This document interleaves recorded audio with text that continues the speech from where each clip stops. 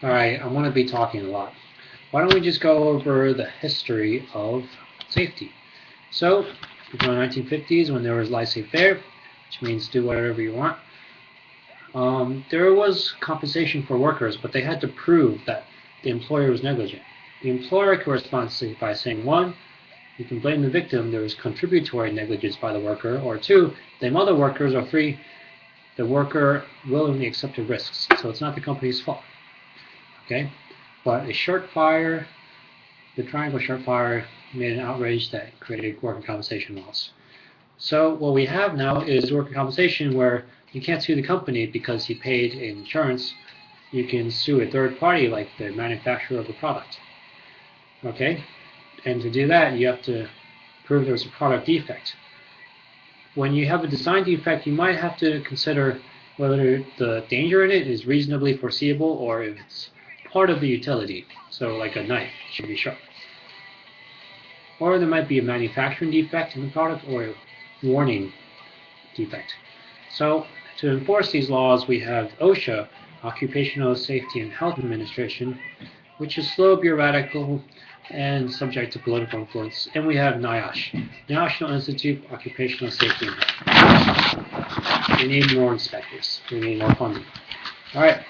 How should we consider errors? We should consider a system model where many systems interact to create errors, and what actually causes an error is only a sharp end, like a trigger of a long preceding chain of events and conditions that made that event possible or even likely, like an accident waiting to happen.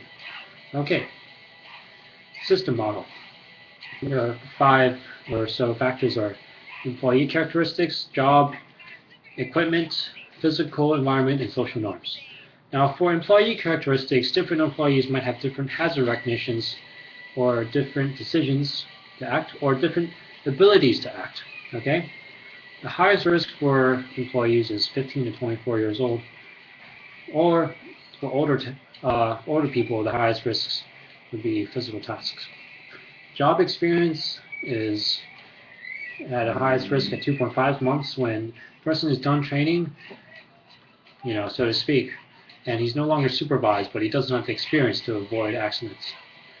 Stress, fatigue, drugs, and alcohol are all part of a social deviancy for some employees, which you might want to watch out for. Okay, job. Job includes controls and displays, also includes the environment. For example, are there electrical hazards, mechanical hazards, pressure or toxic things?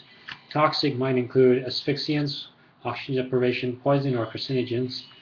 Electrical, you want to consider 9 and 6 millimeters for males and females respectively are at a let go point where you can't let go but you're continuously being shocked, and alternating current is more dangerous than that. 3 minutes and you're dead. So what you want to do is go to 200 milliamperes because then you let go, or not have that many milliamperes. That's a better idea. Mechanical, cutting, tearing, shearing, crushing, breaking, which is really hard crushing, or straining. Toxic substances might be poisons, irritants, which inflame you, and asphyxiants. All right. Now the physical environment, you want to consider if there's radiation, illumination, noise and vibration, which might interfere with the task, temperature and humidity, fire hazard, potential for falls, exits, the exit salients, or are they easy to get around? And the final part is social norms.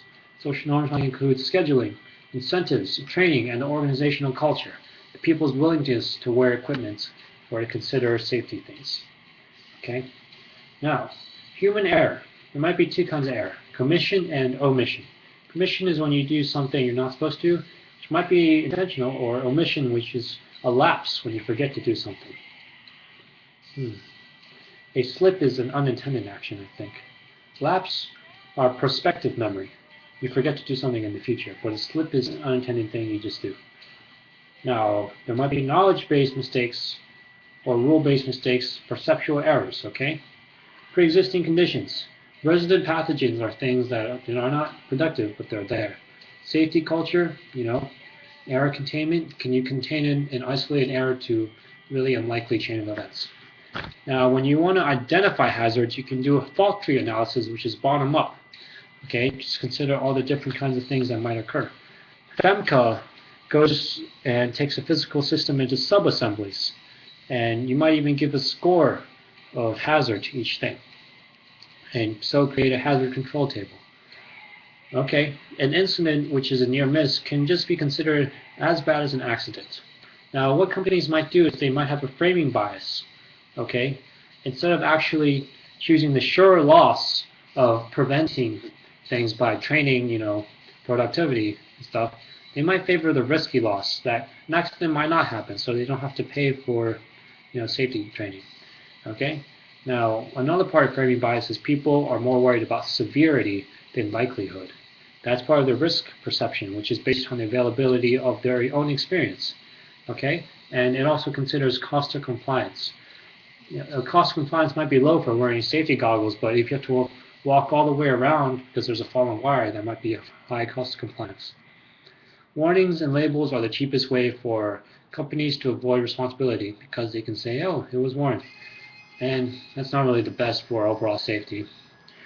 Okay, what you want to do is make the labels have a signal word. It might be danger, warning, and caution, but people don't know there's a hierarchy. The description of the danger, description of the consequences, and the behavior needed to avoid that danger. Okay, what you want to do for hazards is attack them at the source by designing out the problem. That's not possible. You can look at the path between the source of the problem and the person, and so you can make safeguards or barriers. But someone, because of the organizational culture, might not wear the barriers, or might just intentionally violate the barriers. Now, you also want to make the person trained.